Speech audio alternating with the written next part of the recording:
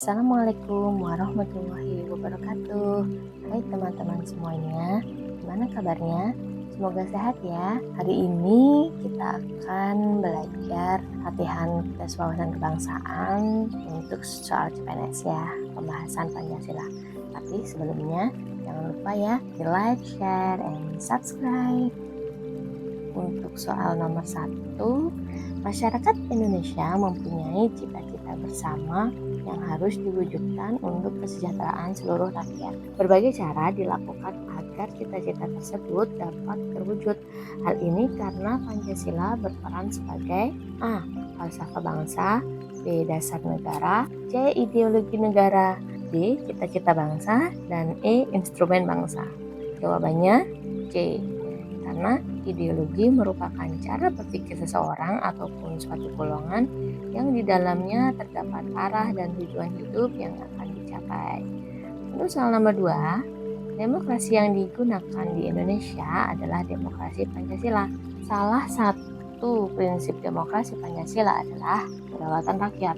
Apa maksud dari kata tersebut? A.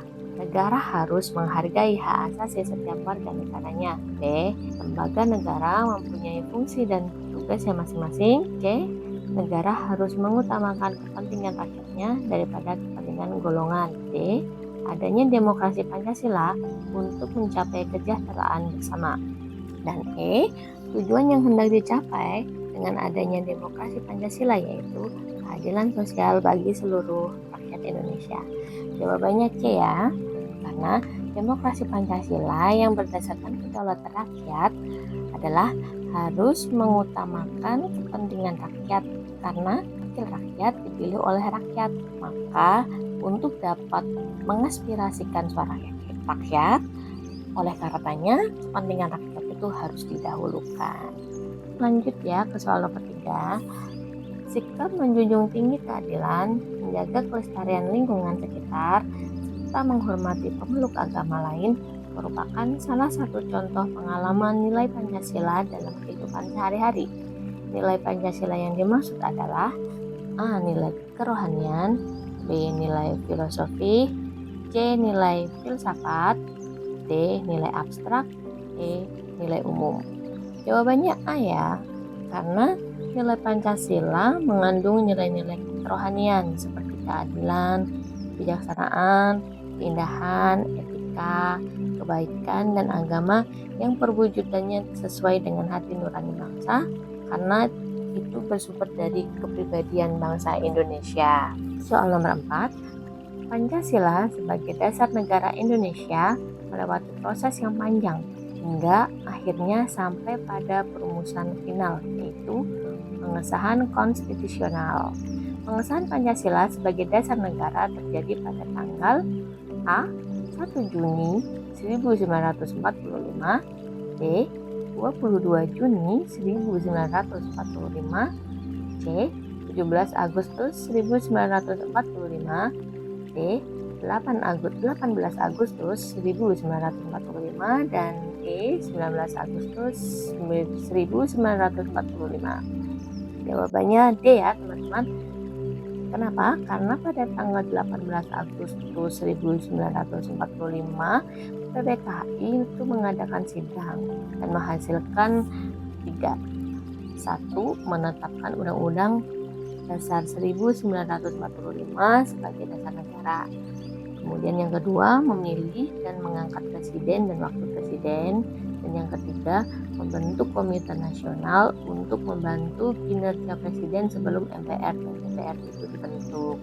Dan pembukaan Undang-Undang Dasar 1945 memuat cita-cita negara yang dijabarkan dalam pasal-pasal Undang-Undang Dasar 1945. Dan Pancasila sebagai dasar negara tidak secara eksplisit disebutkan dalam pembukaan alinea keempat. Untuk soal nomor 5, pemilu diselenggarakan berdasarkan atas langsung, umum, bebas, rahasia, jujur, dan adil setiap 5 tahun sekali merupakan perwujudan sila ke A. 1, B. 2, C. 3, D. 4, E. 5. Jawabannya D ya.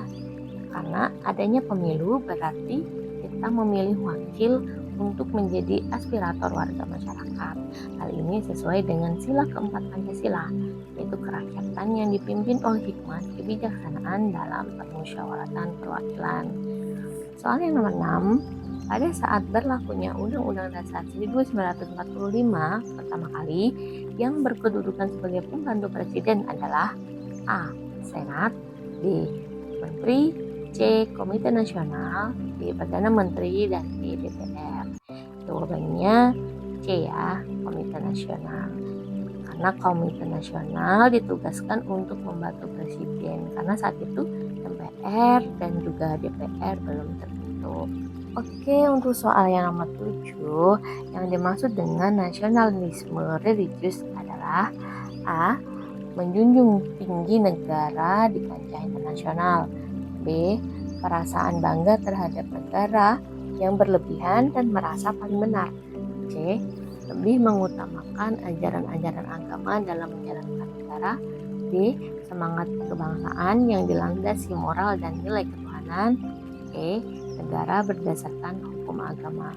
Jawabannya D ya, karena dalam bernegara apabila kita meyakini adanya Tuhan, maka segala yang kita lakukan dapat terkendali, dan negara Indonesia dengan perbedaan agama yang ada di dalamnya itu dapat berjalan sejalan jika kita saling menghormati. Oke, untuk soal nomor 8, pembangunan bagi suatu negara membawa dampak untuk negara tersebut. Tujuan utama adanya pembangunan nasional adalah A. Bersaing dengan negara lain, B. Mengangkat harkat dan martabat manusia dan bangsa itu sendiri, C. Menjadikan sebagai penopang hidup orang-orang, D. Menaikkan gengsi di mata internasional, dan E. Melaksanakan hasil musyawarah. Jawabannya B ya.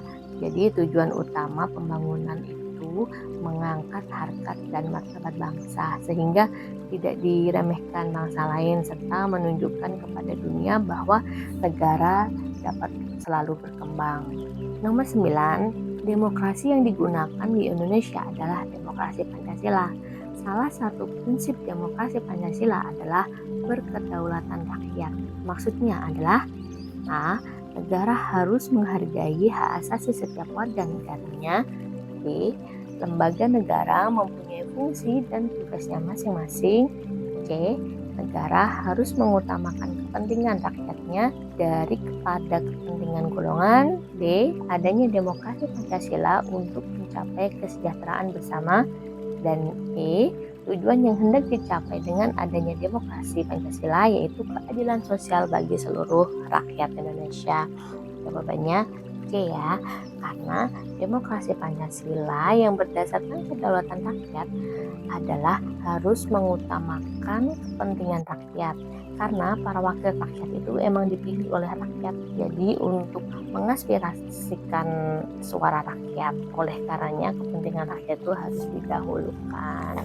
Oke, untuk soal yang berikutnya, salah satu contoh pengalaman sila kemanusiaan yang adil dan beradab adalah A. Setiap warga negara berhak mendapatkan pendidikan, B. Kedaulatan berada di tangan rakyat, C. Kemerdekaan untuk mengeluarkan pendapat, D.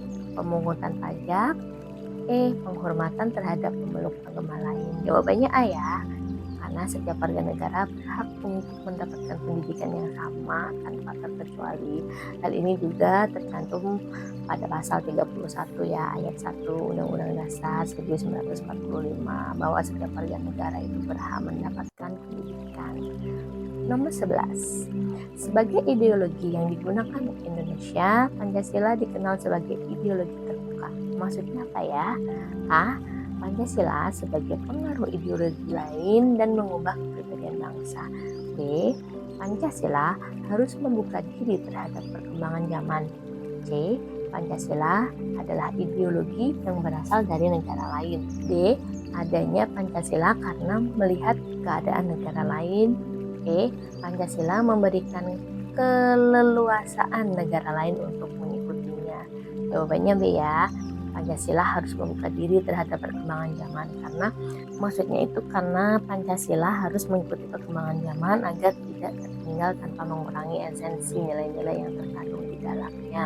Dan soal yang terakhir, seluruh komponen bangsa melakukan pembangunan dengan bergotong royong yang dilandasi oleh semangat kekeluargaan merupakan salah satu asas dalam pembangunan nasional, yaitu A. Asas demokrasi, B. Asas adil dan merata, C.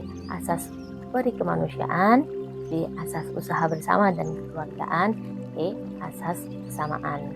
Jadi jawabannya D ya, asas usaha bersama dan kekeluargaan.